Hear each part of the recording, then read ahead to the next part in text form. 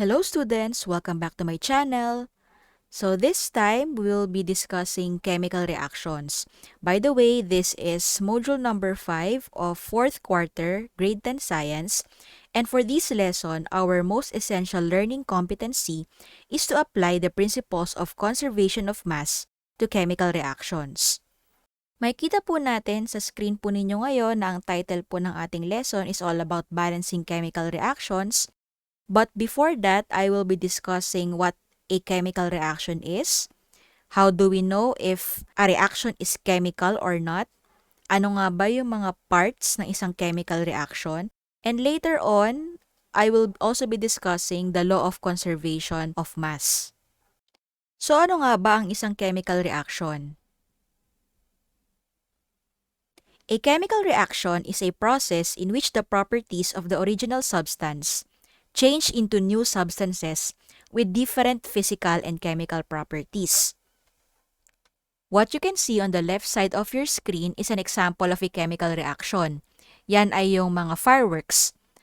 So during New Year, nakakita tayo ng iba't ibang kulay ng mga fireworks, and these are because of chemicals. Now, what are other examples of chemical reactions? So halimbawa, ikaw ay nagsindi ng isang posporo, it is a chemical reaction or a chemical change. Yung pagkain natin, yung processes na nangyayari sa stomach natin, it is also a chemical reaction. Rusting of nail or any metal, it is a chemical reaction. Contrary to that, we also have what we call physical reactions or physical changes. Just like the melting of ice into water or freezing of water into ice. It is a physical change or a physical reaction. Crumpling of paper. And yung pagsibak ng kahoy, it is also an example of a physical reaction. Now, what is the distinguishing factor between the two types of reactions? Sabi nga natin kanina, in a chemical reaction, there will be a change in the substances. But ngayon pa lang lininawin ko na when we say substances, we are not referring to the elements, but we are referring to the compounds. I hope you already know the difference between the two by now. So if you combine two or more elements, you will get a compound. So hindi nababago ang elements, nagkakaroon ng rearrangement, and that causes the chemical reactions. Unlike for this one, for example, ice to water or water to ice, it's still H2O. Iba-iba lang yung kanyang state. So therefore, it cannot be classified as a chemical reaction. Similarly, for the paper, kahit yan ay crumple mo, kahit yan ay gupitin mo, kahit yan ay ishred mo, it's still paper. So it's not a chemical reaction. Parehas din sa kahoy. Kahit yan ay sibakin mo, kahoy pa rin yan.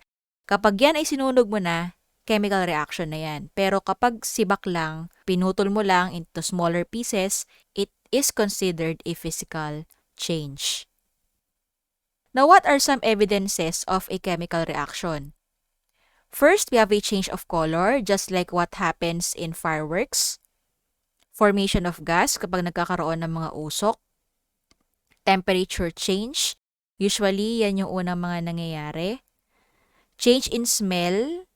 Okay. And formation of precipitate. So, when we say precipitate, we are referring to a cloudy substance that comes out whenever you mix two substances. Just like this. Okay. Punta na tayo dun sa part ng chemical reactions. So, a chemical reaction has two parts. We have what we call a reactant and we have a product. Now, what is the difference between the two? When we say reactant, this is a substance or a group of substances which enter a chemical reaction. Whereas, the product, kaya nga siya product, this is a substance or a group of substances that are produced in a chemical reaction. So, pwede natin siyang ihalin tulad sa pagluluto. Halimbawa, sinigang. Based on this website, panlasangpinoy.com, these are the ingredients you need when cooking pork sinigang. You have a lot of ingredients. And if you use these ingredients, syempre magkakaroon kayo ng product which is your pork sinigang. Just like in chemical reaction, you have the ingredients which are your reactants and the product which is yung food na naluto mo. Kaya lang ang kaibahan nila, sa pagluluto kasi maraming ingredients, isa lang yung product. Sa chemical reaction, pwedeng maraming reactants, isang product, that's one possibility. Pwedeng isang reactant, maraming products, that's another possibility. Pwede ring maraming reactants at maraming products.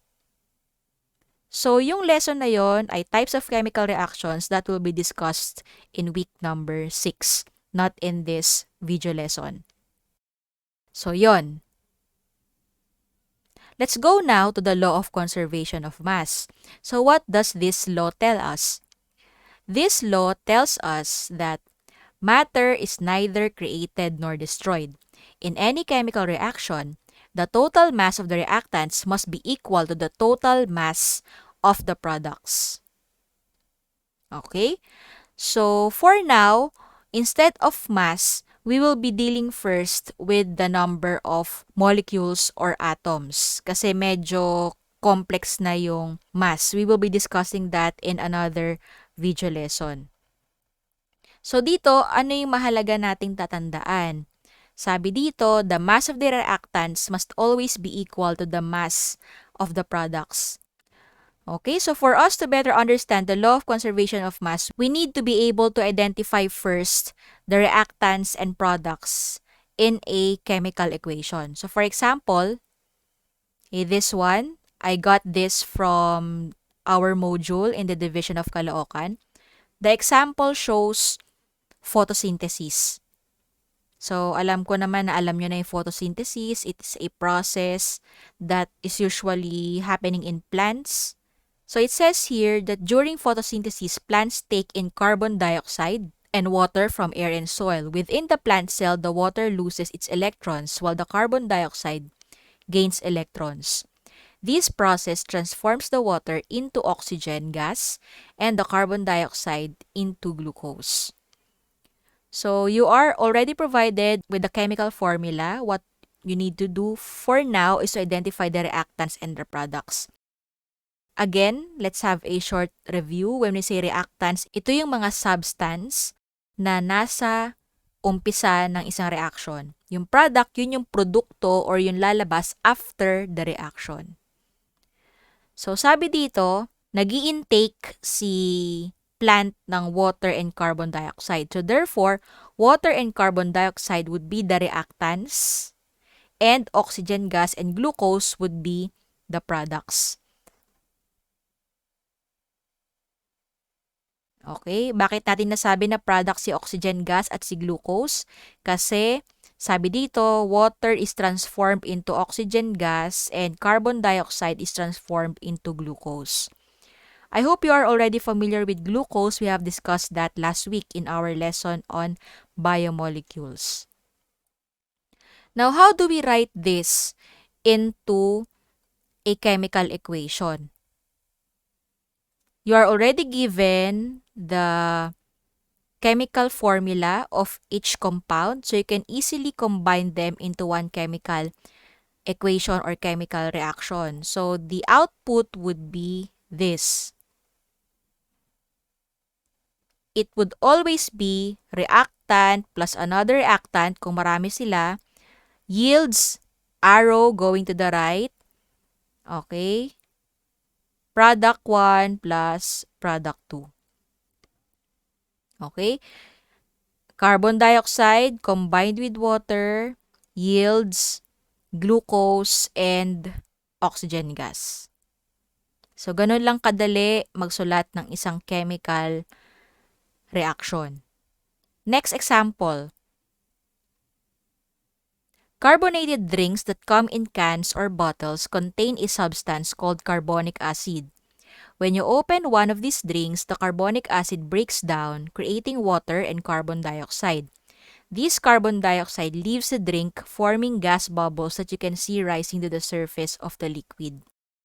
Now, students, for you to be able to convert a text like this into a chemical equation, you need to understand what is being said in that paragraph. So sabi dito, carbonated drinks contain carbonic acid, which is H2CO3. Ngayon, kapag binuksan mo yan, si carbonic acid daw ay nagbi-breakdown, ibig sabihin naghihiwalay, at nagkakaroon ng water and carbon dioxide.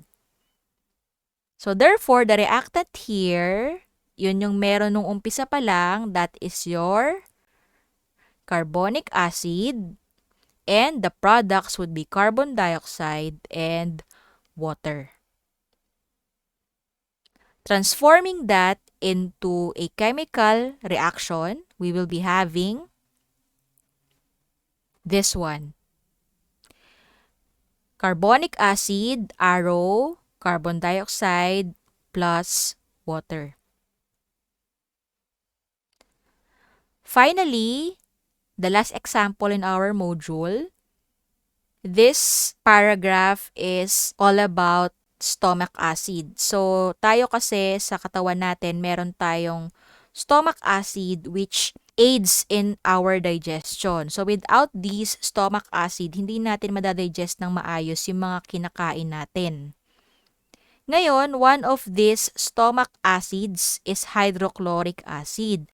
Ngayon, kapag ikaw ay laging nagpapagutom, makakaramdam ka ng pangangasim kasi meron kang hydrochloric acid sa katawan mo pero wala naman siya dinadigest na pagkain. So, anong nangyayari? Para matanggal yung pangangasim ng tiyan mo, iinom ka ng antacid, just like Kremil is. Okay? Antacids contain chemicals called sodium bicarbonate. So, this sodium bicarbonate combines with your hydrochloric acid, and what happens is that sodium chloride, water, and carbon dioxide are formed. Now, if you understand that explanation, you will be able to identify that the reactant or the reactants in this chemical reaction are hydrochloric acid, yes, sodium bicarbonate, and the products would be water, carbon dioxide, and sodium chloride. Ngayon, pag pinagsama natin yung mga yan into a chemical reaction, we simply combine the reactants on the left side and the products on the right side. Kahit ilang reactant at product pa yan. Ang naghihiwalay sa kanila yung arrow sa gitna. So this would be our equation. You have sodium bicarbonate plus hydrochloric acid yields sodium chloride, carbon dioxide, and water. Okay? Tandaan po si reactant laging nasa left, si product po laging nasa right. Kapag more than one ang reactant or product, we use a plus sign para ipag-combine sila. Ngayon, to summarize everything na nasabi ko kanina, ito yan. Ito yung example natin kanina dun sa first, yung photosynthesis. On the left side of your arrow, this would be your reactants, and on the right side, this would be your products. Siyempre, kung ano yung nasa kaliwa, kailangan yan para mabuo yung nasa kanan. And if we try to convert this back into words or paragraph form, pwede natin siya isulat like this: carbon dioxide and water react to form glucose and oxygen gas. So I highlighted the different words based on the colors that you can see on the top. The red ones are the reactants, the blue ones are the products, and then there are some key terms na natatransform natin dun sa mga symbols. Halimbawa, and, that would be plus. Pwede rin siyang combines with, o kaya added with, o kaya added to. Tapos yung violet naman, to form, o kaya to yield, o kaya to produce. So, napakadali lang talagang mag-convert ng isang chemical equation into a sentence or a sentence back to a chemical equation as long as you know the chemical formula. Otherwise, you have to research kasi may mga chemical formula na sobrang haba na medyo mahirap tandaan. Okay, so let's go now to balancing. How do we balance a chemical equation? Before we can identify whether an equation is balanced or not, we need to study the anatomy of a chemical formula. For example, we have this 3CO2. I hope you know that CO2 is carbon dioxide. So ano ba yung mga numbers na yan? The red number is called a coefficient, while the blue number is called a subscript. Now, why am I emphasizing these numbers? Because these numbers will be very helpful for you to be able to compute later when we study the law of conservation of mass. Ngayon, paano ba natin siya bibilangin? Kasi 'di ba kanina sabi natin law of conservation of mass, kailangan yung bilang sa reactants parehas sa products. Take note that the coefficient is always an integer. So when we say integer in mathematics, it is a whole number. And then, the subscript is also an integer, pero mas mababa yung kanyang placement. Nasa baba siya, mas maliit. Kapag walang subscript, ibig sabihin, automatic, 1 yon. Pero syempre, hindi na natin sinusulat yung 1 kasi, di ba parang sa math, hindi natin nilalagay na x raised to 1, x na lang ang nilalagay natin. So, understood na 1 yan. So, halimbawa, gusto nating bilangin kung ilan ang atoms na meron si carbon at si oxygen. Kasi 'di ba carbon dioxide po ito, this is carbon, this is oxygen. Hindi na natin babalikan ng elements kasi yan po ay na-discuss na po sa inyo. So I am assuming that you already know your elements here. Si subscript, yung number na yan yung bilang nung element na katabi niya. So ibig sabihin, dahil katabi siya ni oxygen, dalawa si oxygen. Si carbon naman, ang katabi niya 1, 'di ba pag wala, 1. So si carbon, 1. Kaya lang, meron tayong coefficient dito na 3. So, kapag may coefficient tayo na 3, i-multiply mo siya sa loob. So, ibig sabihin, may times 3 pa tayo rito. Carbon will be 3 and oxygen will be 6. Okay, so medyo hirapan natin ng onte. So, this is magnesium nitrate. This whole compound. And as you can see, it is composed of 3 elements. We have magnesium, we have nitrogen, and we have oxygen.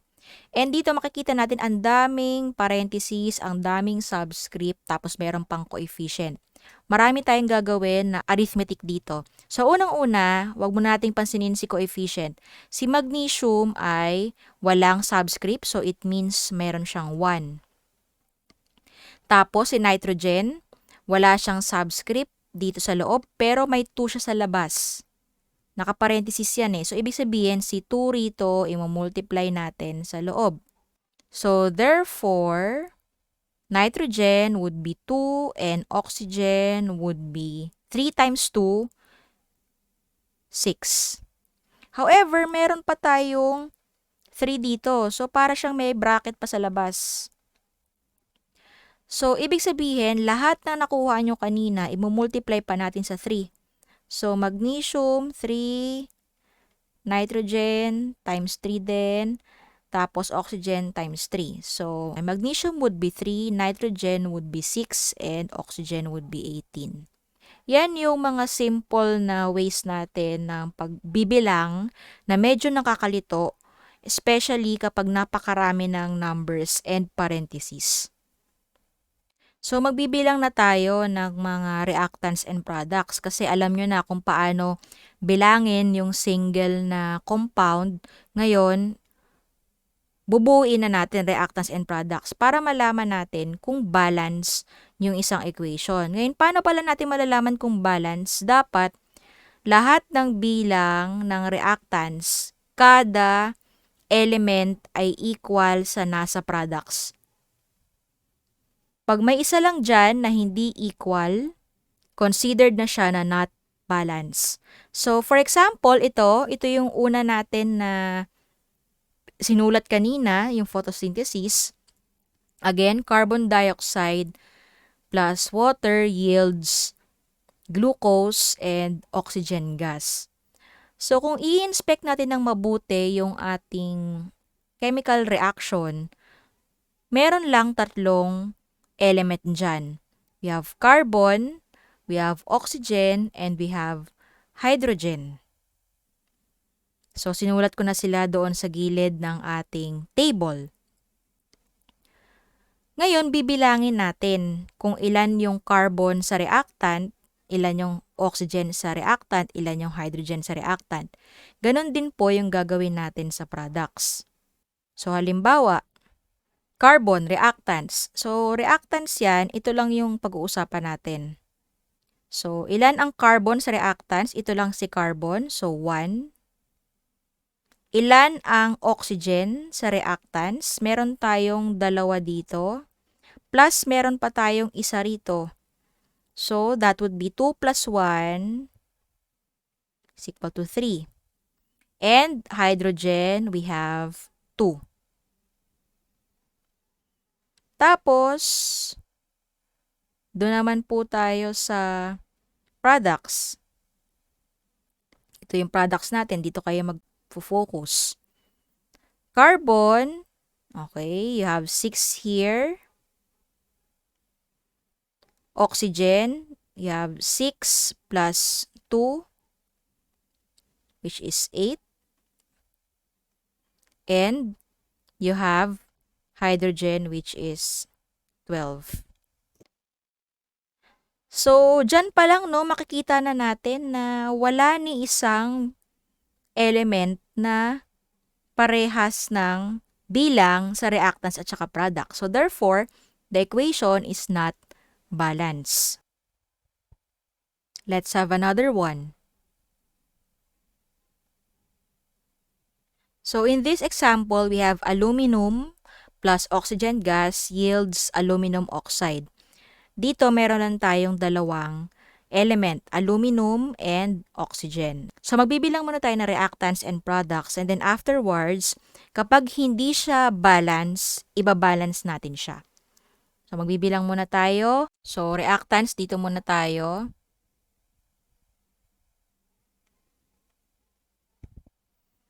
Aluminum, walang subscript. So, ibig sabihin, 1. Wala namang ibang aluminum pa rito, so nag-iisa lang talaga siya. Oxygen, 2. Bakit 2? Kasi wala namang oxygen sa kabila, tapos may 2 rito. Products. Aluminum, 2, and oxygen, 3. So, dahil hindi equal ang number ng atoms sa reactants at products, we can say that the equation is not balanced. And therefore, we need to balance it. How do we do that? Kailangan magpantay yung bilang dyan. So, to balance an equation, what we need to do is to add coefficients. So, isulat ko lang dito yung na lagay na natin kanina. 1, 2, 2, 3.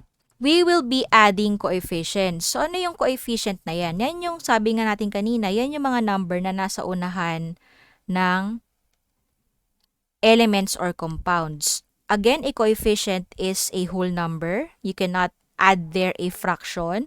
Hindi rin pwedeng 0. Kasi, ma'am, gusto ko mawala to eh. Lagyan ko ng 0. Walang ganon. It should be a number 1 or higher. And it would be purely trial and error.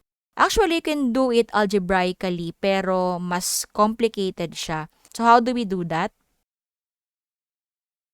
So, ang gagawin natin ay maglalagay tayo ng trial na numbers. Nakalagay dito halimbawa, si aluminum sa reactants ay 1, si aluminum sa products ay 2. So, pwede kong gawing 2 yung coefficient dito. para maging 2 si aluminum, tapos 2 rin si aluminum sa kanan. Tama? Balance na ba? Hindi pa kasi kahit lagyan mo ng 2 dito, si oxygen, 2 at 3 pa rin sa kanan at kaliwa. Hindi pa rin balance. Sabi nga natin kahit isang element lang, kailangan balanse lahat. So, ang gagawin natin, we will be trying to add a coefficient here. So, kailangan maging even to. So, dito, lalagyan ko ng 3.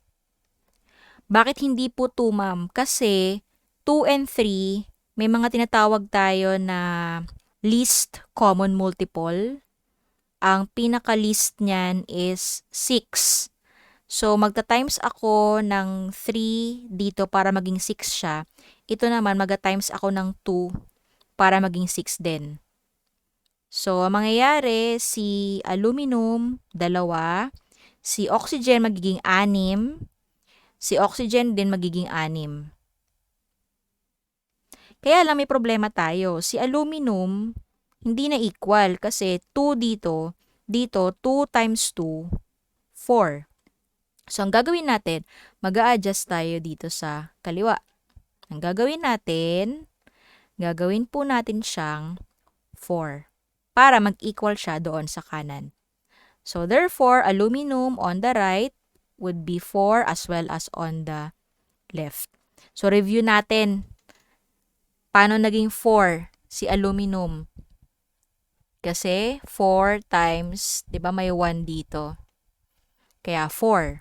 Sa kanan naman, 2 times 2, which is 4.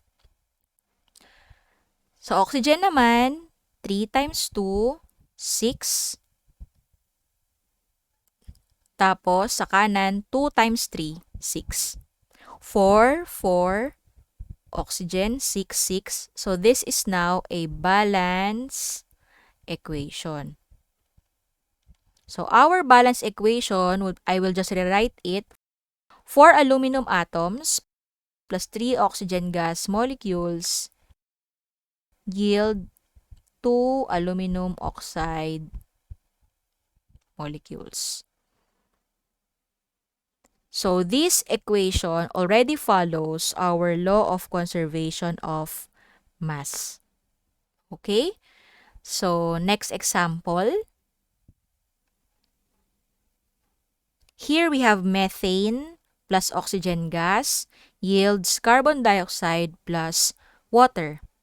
Let's first count the reactants and the products.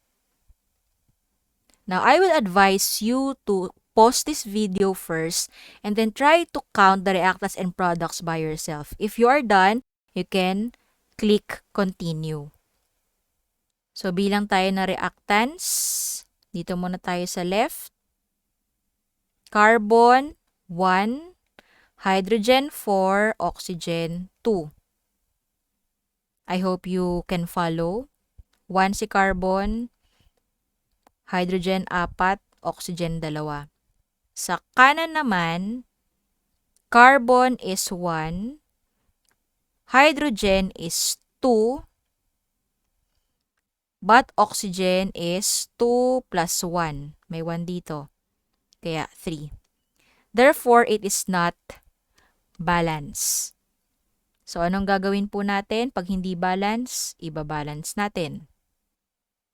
To balance, we will be adding coefficients. By the way, let me emphasize na hindi po kailangan lahat ng molecule ay lagyan ng coefficient. Kapag na-balance mo na siya and merong isang molecule dyan or 2 molecule na walang coefficient, okay lang yon. Ibig sabihin lang nun, 1 ang kanyang coefficient. Kopyahin lang natin yung nakasulat. 1, 4, 2, and 1, 2, 3. Ito yung pinakamadaling way para mabalance mo isang equation. Mag-focus ka muna doon sa isang element na sa tingin mo pwede kang mag times 2, times 3, times 4. At sa nakikita ko rito, pwede tayong mauna doon sa hydrogen kasi yung hydrogen sa reactant ay 4, yung hydrogen sa product ay 2. So, pwede tayong mag times 2 kay hydrogen sa product para makita natin kung ano yung magiging effect niya doon sa whole equation. So, magta times 2 tayo rito. Maglalagay tayo dyan. Pero makikita natin na kung ano yung nilagay natin dito, makaka-apekto din siya sa oxygen. Kasi 2 times 2, magiging 4 na ito. Tapos si oxygen magiging 4 na rin. Bakit? Kasi 2 dito. Tapos 2 times 1 pa rito, 2 plus 2, kaya 4. O, balance na si hydrogen. Dito naman tayo kay oxygen kasi 2 sa kaliwa, 4 sa kanan. So, maglagay tayo dito ng 2. Okay, para maging 4. So, there, it's already balanced. Ganun lang siya kadali. Yun nga yung sinabi ko kanina, hindi kailangan na lahat ng blanks ay lagyan ng number. Pag walang number, it means 1 po ang kanyang coefficient. So, review lang tayo dito. Carbon 1. Carbon 1 din sa kabila. Hydrogen 4. Hydrogen 4 din sa kabila kasi 2 times 2. Oxygen 4 sa kaliwa kasi 2 times 2. Tapos dito 2 times 1 plus 2 which is 4. So the balanced equation would be methane plus 2 molecules of oxygen gas yields carbon dioxide plus 2 molecules of water. So, ganun lang kadali mag-balance sa equation. Kailangan lang matyaga ka, mag-try, and you do it one at a time. You add a coefficient one at a time. Kasi, katulad nung nangyari dito sa una, panaglagay ka ng coefficient, hindi lang sa lahat ng pagkakataon, isang element lang ang kanyang maapektuhan. Pwedeng isa lang, madali lang yon. Pero kapag more than one, mahirap na. Katulad nito, may oxygen na siya sa gilid. So, that's all for this lesson. There will be a continuation kasi in this lesson, I discussed to you counting the atoms. But in the next lesson, I will be discussing to you how to actually compute for the mass since it's a law of conservation of mass. So, I hope you have learned something in this explainer video. If you like this video, please don't hesitate to hit the thumbs up button and share this with your classmates. So, that's all for today. See you in my next video lesson. Bye!